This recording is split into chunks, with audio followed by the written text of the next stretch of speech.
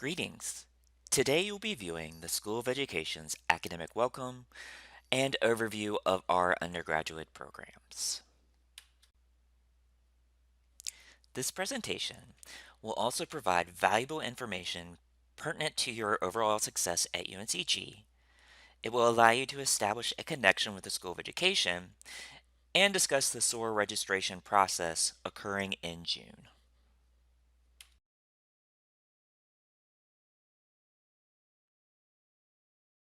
All right, so today what we're gonna do is we're gonna pick up the lesson that I am from a small town called Lexington, North Carolina, also known as the barbecue capital. So I'm a dual major, so I decided to go with special education as well because I actually worked with a student who had autism, and she really opened my eyes up, through to a whole new community. My most impactful experiences at UNCG was actually when I got the opportunity to study abroad in Shanghai, China.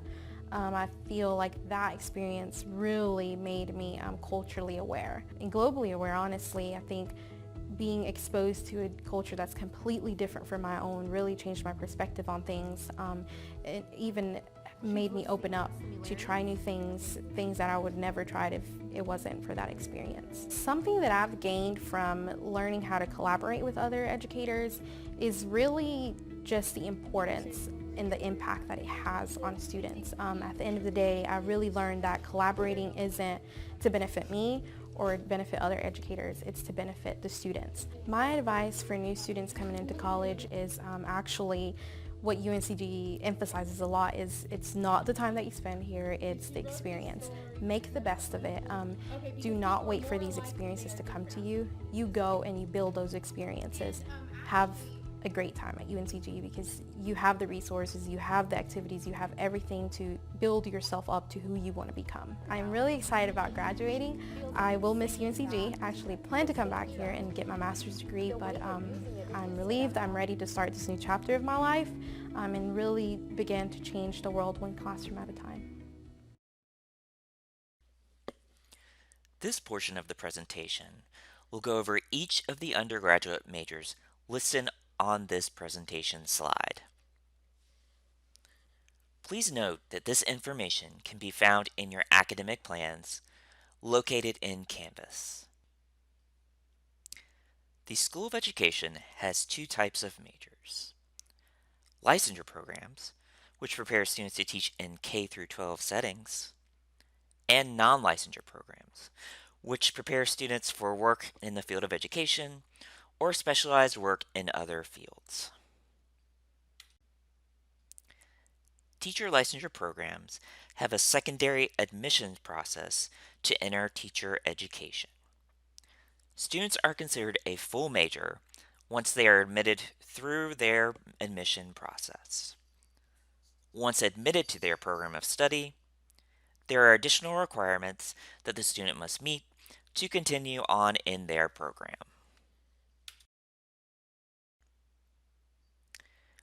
We will begin by examining the teacher licensure programs. These programs follow a two-phase process. In Phase 1, the admissions process, students work on GPA requirements, prerequisite courses, and entrance exams.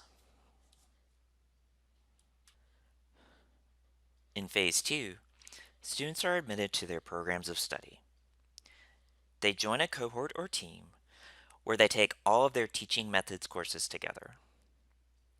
These students also have internships where they get to practice what they learn in their teaching methods courses.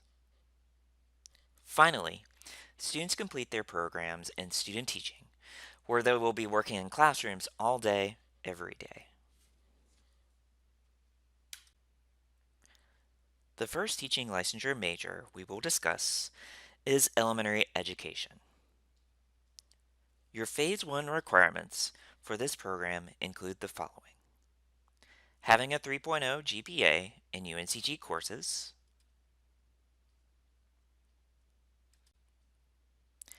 taking and passing Math 112, Contemporary Topics in Mathematics, TD 222, Mathematics for Teaching, and TD 250, Professions in Teaching, with a C or better,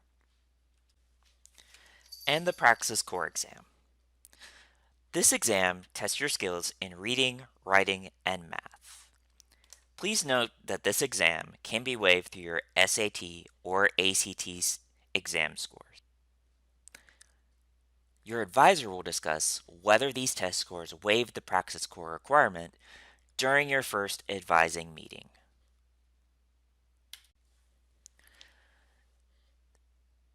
The next program is the Dual Elementary Education Special Education program. With this program, you will graduate with licensure to teach in both elementary education and special education. The Phase 1 requirements for this program include a 3.0 GPA in UNCG coursework, passing SES 250, Professions in Special Education, with a C or better, and finally, passing the Praxis Core exam. This exam tests your skills in reading, writing, and math. Please note that this exam can be waived through your SAT or ACT exam scores. Your advisor will discuss whether these test scores waive the Praxis Core requirement during your first advising meeting. Next, we have the Middle Grades program.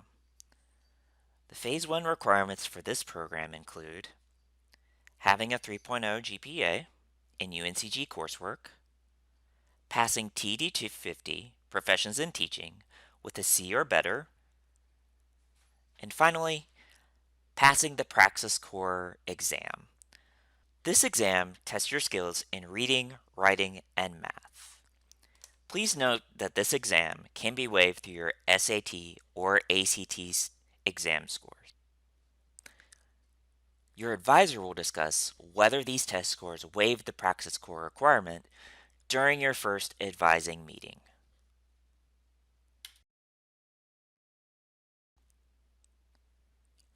Next is the Special Education program. With this program, you will graduate with licensure to teach K through 12 special education general curriculum.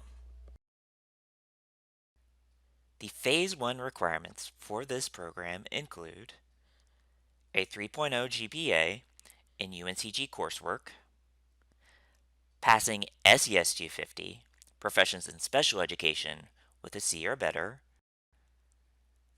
and finally, passing the Praxis Core exam. This exam tests your skills in reading, writing, and math. Please note that this exam can be waived through your SAT or ACT exam scores. Your advisor will discuss whether these test scores waive the Praxis Core requirement during your first advising meeting. Next is the Secondary Teacher Education program. Requirements for this program include a 3.0 grade point average, passing the Praxis Core exam. This exam tests your skills in reading, writing, and math. Please note that this exam can be waived through your SAT or ACT exam scores. Your advisor will discuss whether these test scores waive the Praxis Core requirement during your first advising meeting. And once admitted to the program, a grade of C or better in major courses. Next is the K through 12 Deaf and Hard of Hearing Teacher Licensure Program. Phase 1 and 2 of the program include the following: taking classes to gain proficiency in American Sign Language, internships in itinerant, program, and resource settings, and student teaching at schools of the deaf in North Carolina and out of state. This program also offers a variety of interactive class projects and volunteer opportunities on and off campus. Because teachers of the deaf are in high demand, most of our students are hired shortly after graduation.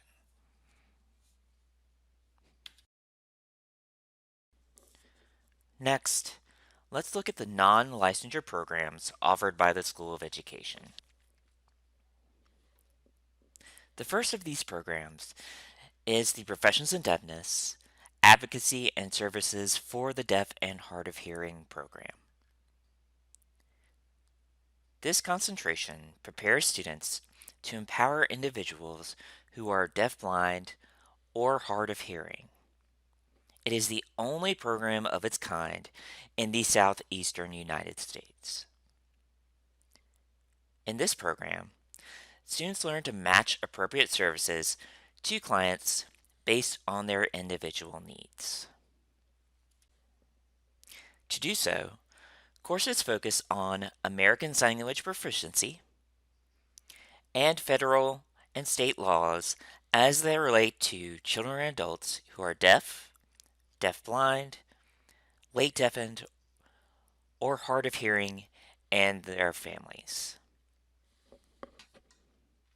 Students in this program have career opportunities in various areas. They take interdisciplinary coursework in social work, psychology, sociology, and American Sign Language. During the program, students must pass 3 program benchmarks in order to graduate. Furthermore, students in this program interact with the local deaf community on and off campus through events, projects, and volunteer experiences. Next, we have the Professions in Deafness Interpreter Preparation Program. This concentration prepares students for careers as qualified sign language interpreters for the deaf, hard of hearing, and deafblind individuals in both educational and community settings. It is designed for students who have a passion for the culture and language of the deaf community and an interest in becoming a nationally certified sign language interpreter. The program prepares future interpreters for several national assessments, which are found on this slide. Career opportunities include educational interpreter in public school systems, interpreting agencies, and video relay service providers. Since there is a national shortage of qualified professional sign language interpreters, graduates of this program are in high demand. Students in the program learn American Sign Language from deaf instructors in an immersive learning environment. They also take interpreting classes, deaf culture classes, and American Sign Language, deaf literature courses. Those in the program must pass 3 program benchmark assessments in order to graduate. They will interact with the local deaf community through events on and off campus, in volunteer opportunities, and through interactive class projects. Students will also complete interpreting internships with local nonprofit interpreting agencies, for-profit interpreting agencies, and in public school systems.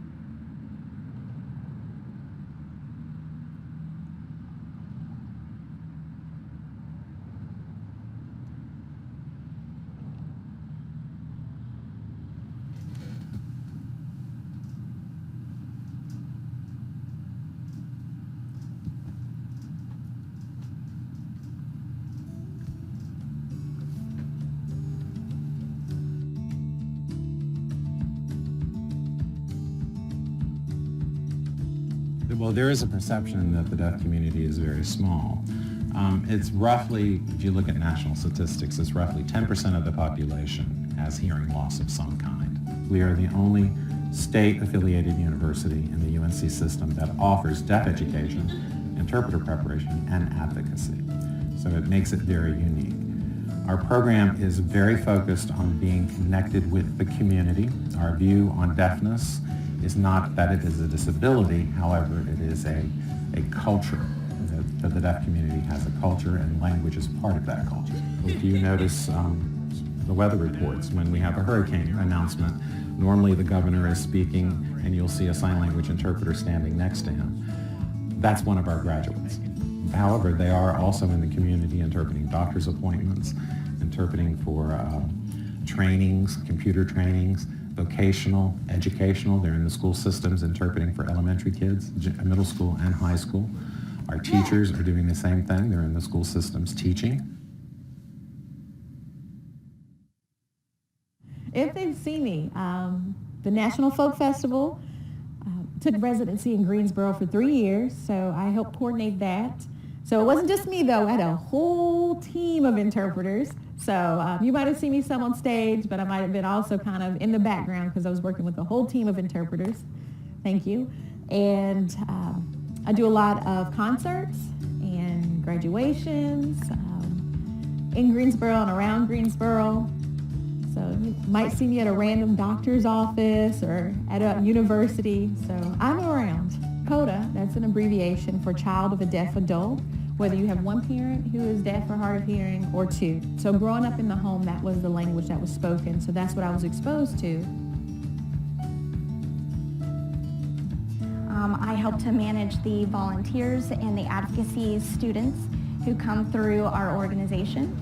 I help to coordinate our captioning services for any individual that's hard of hearing but doesn't use American Sign Language as their primary communication. What does CSDHH want to communicate to the community at large? And it is that there is a massive value to awareness of the deaf community, to the accessibility of this community, and to the inclusion of it, because we will all stand to benefit from that exchange, that interaction with one another.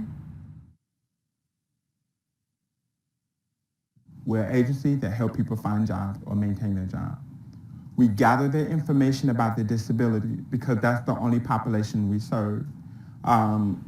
Once we gather that information, we develop a plan of what services that VR is going to support. And like I said, the services like interpreting, job coaching, whatever it is that that client needs. And the best way to simplify that is, what are the barriers that's stopping them from working? I wasn't exposed to sign language because my parents didn't know much about that. Because I was just hard of hearing, I just wear hearing aids. Everybody speak loud, speak slowly. But I learned sign language when I started at UNCG. Learning sign language definitely opened my eyes to different culture. You always learn something new about yourself. Sign language, it just really opened my eyes that there is more, a way to communicate. It's a beautiful language. Yeah. The challenge of learning to be an interpreter is a challenge. First off, because you have to develop fluency in the language. So you are making split-second decisions in the moment when you're interpreting. Like for the governor, you're standing next to the governor, making choices as to what he is saying, and it's also the intent of what he's saying. His word choices convey a lot of information. His tone conveys a lot of information. The interpreter is responsible to convey that tone as well as word choices.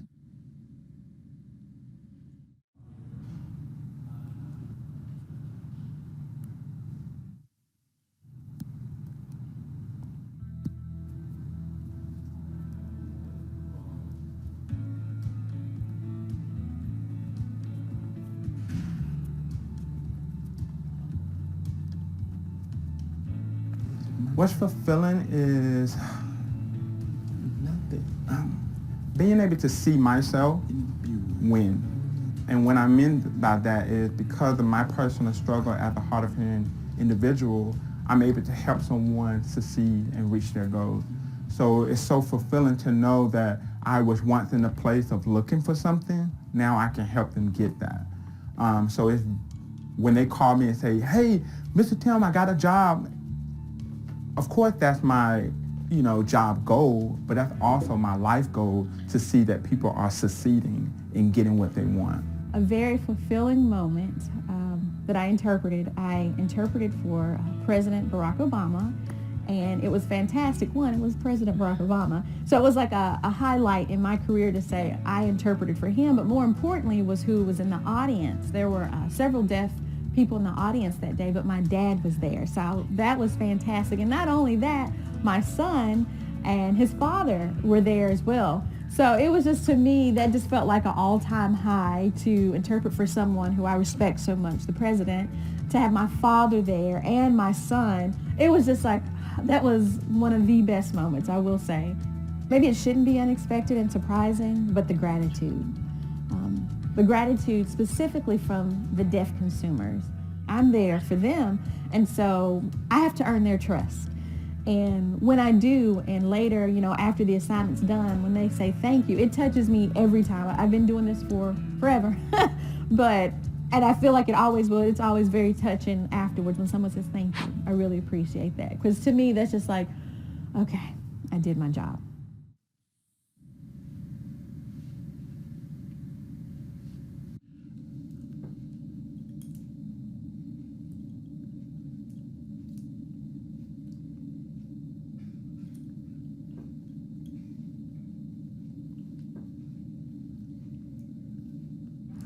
So CSDHH hosts a community appreciation event every year, and I believe this past year was our 34th annual event, and it always takes place the first Thursday in December. That's typically an attendance of 300 to 500 community members, deaf, hard of hearing, deaf blind, late deafened, you name it. They come all across the state for this one event. Tiny tots with their eyes all aglow. Last year was phenomenal. I mean, it was beautiful. All of us coming together, eating, having games, and winning different prizes. It's just a really great way to come together and uplift each other. This year was a little bit different. Our theme was based off of public health, well-being, and different strategies to improving your well-being. So we added Zumba into the program. Zumba. Zumba has my heart.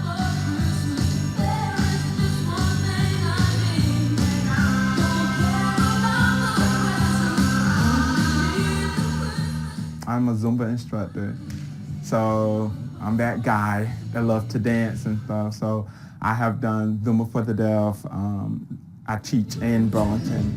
Zumba is just a great way for me to teach people for 45 minutes just to have fun, sweat and groove. And so I think people are surprised, like, holy, like, you got hearing aids. I'm like, yeah. But turn that music all the way up, I feel that bass, and we just have a good time.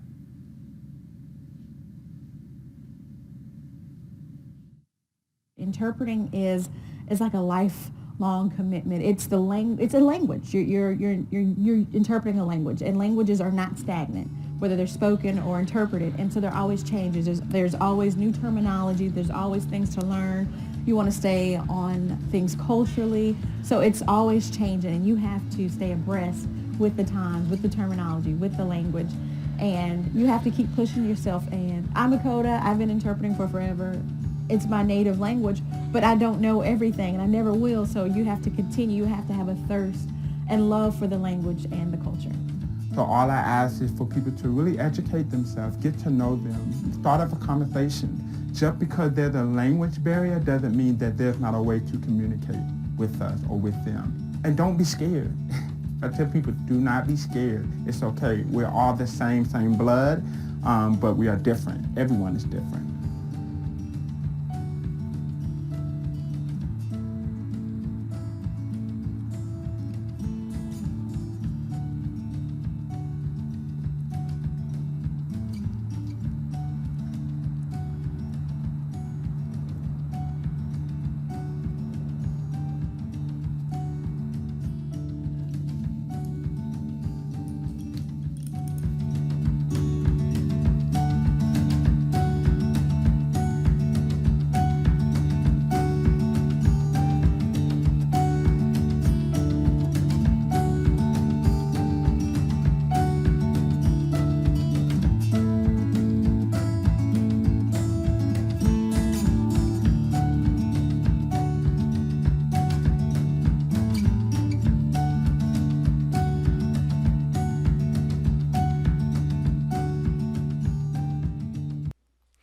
Information science is a great choice if you are interested in how technology can be used to help organizations and people.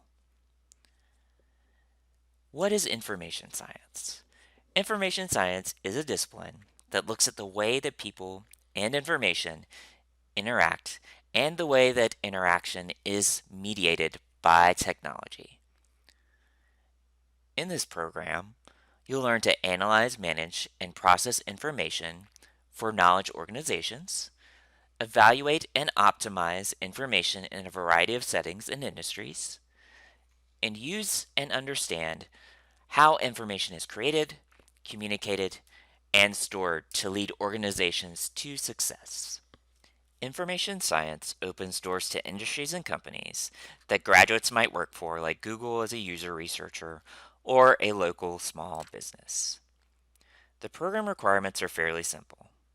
There are a set of core classes, a set of concentration courses selected by the students based on their career ambitions and curiosity. There is also a programming requirement, focusing on developing a basic fluency in using computers to handle data. The major's 3 concentrations are developed in partnership with the Geography, Environmental Science, and Geology, Information Systems and Supply Chain Management, and Educational Technology programs.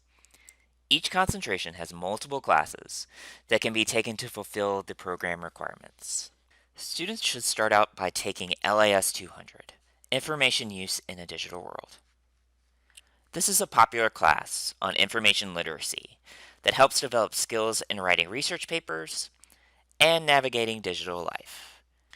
As a School of Education student, you have access to the UNCG School of Education General Scholarship Fund.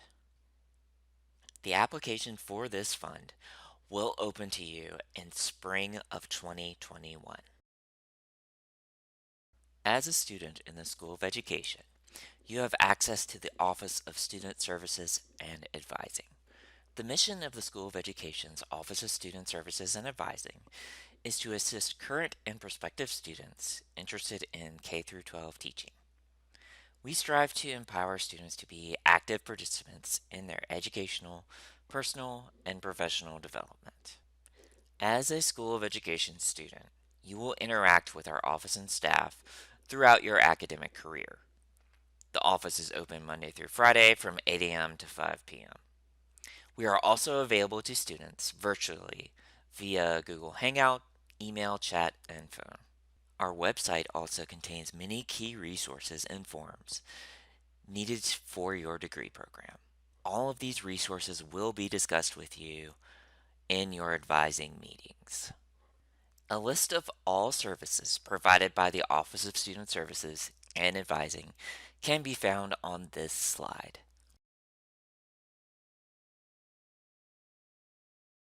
For a list of all Office of Student Services and Advising staff, please see this slide.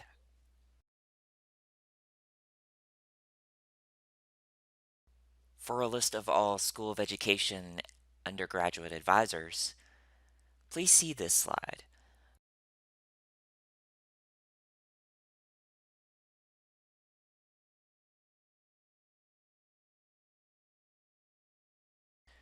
New first-year freshman students in the School of Education will be registered for a full schedule of 15 to 18 hours for the fall 2020 semester by the Office of Student Services and Advising. Students should expect to receive a full schedule of classes during the month of June. Notification will be sent to the student via email in June that they have been placed in a full schedule of classes. At this time, the student will be directed to UNC Genie with information on how to view the schedule, as well as how to ask questions about that schedule. During the month of July, students are welcome to contact the Office of Student Services and Advising and their academic advisor with questions or concerns regarding their fall 2020 class schedule. New transfers, those students that are transferring to UNCG from another institution, will be required to meet virtually with an advisor for academic advising during the summer and register for a full academic schedule of 15 to 17 hours based on your program of study for the fall 2020 semester. Notification will be sent from the advisor to the student regarding appointment arrangements. Advisors will be available throughout the summer to answer advising questions and concerns, as well as to review schedules. Your class schedule will include classes required for your program, and if followed, will keep you on track in the major academic program and result in admission to your major in a timely manner. In many cases, students need a full-time schedule in order to be included on a parent's health, car, or other insurance, or to receive certain military benefits. If this applies to you, be sure to discuss this aspect with your academic advisor. The class schedule will also be important to those students enrolled in the University Honors Program, residential colleges, or if they are a university athlete. Advisors from those programs may additionally contact the student regarding courses on their schedule and work closely with your major academic advisor regarding your class schedule. Remember, academic advising equals academic success. On this page, you'll find a list of additional fees that most students will have to pay during their time at UNCG. These fees will be discussed during your meetings with your academic advisor. The Family Educational Rights and Privacy Act, or FERPA, is a federal law that protects the privacy of student education records. The student and family, guardian, or spouse should have a conversation prior to submitting a FERPA form regarding what level of access the student would like these individuals to have. The student can submit the official form to the Office of Student Services and Advising at any time. The signed form will be uploaded to the student's file.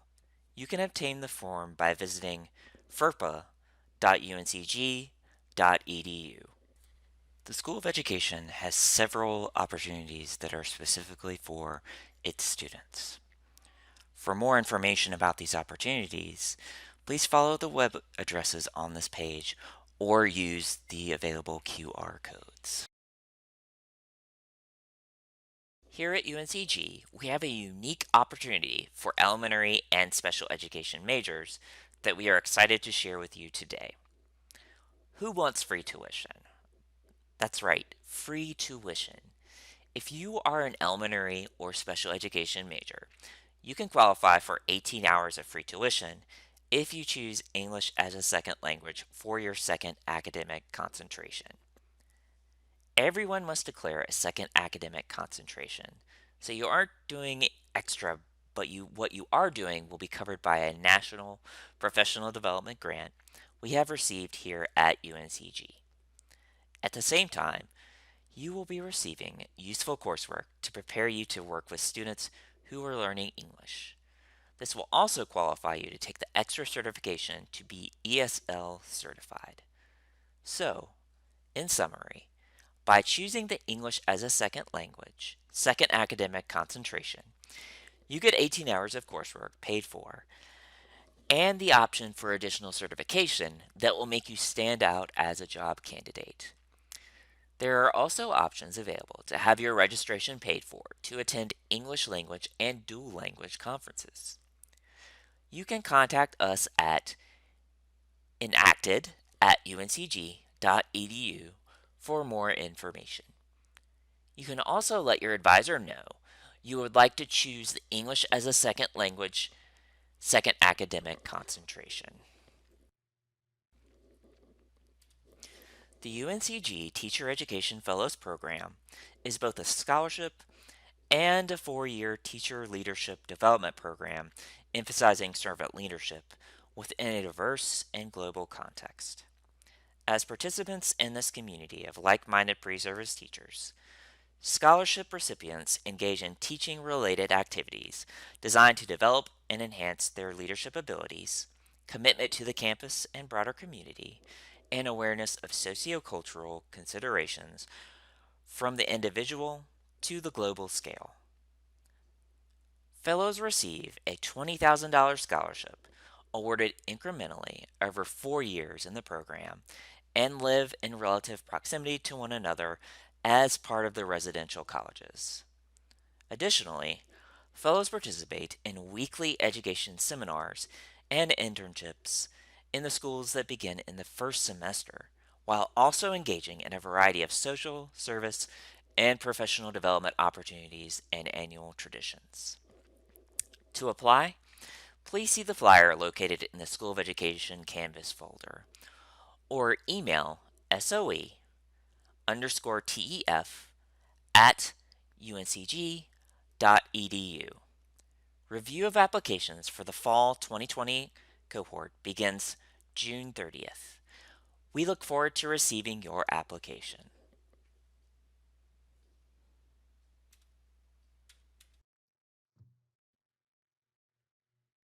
For more information on Teacher Education Fellows, please use the web addresses or QR codes found on this page.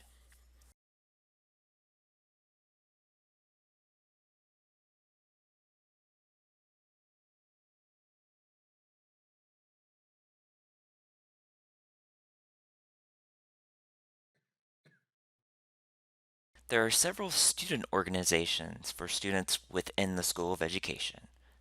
For more information about these organizations, please see the web addresses and QR codes listed on this slide.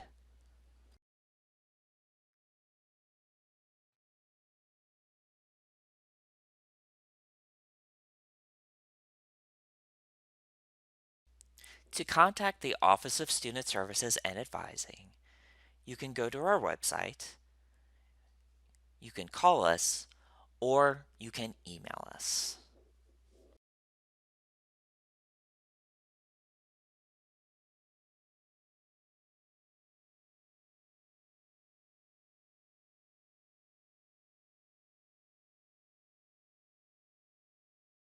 Here are some final reminders for this presentation.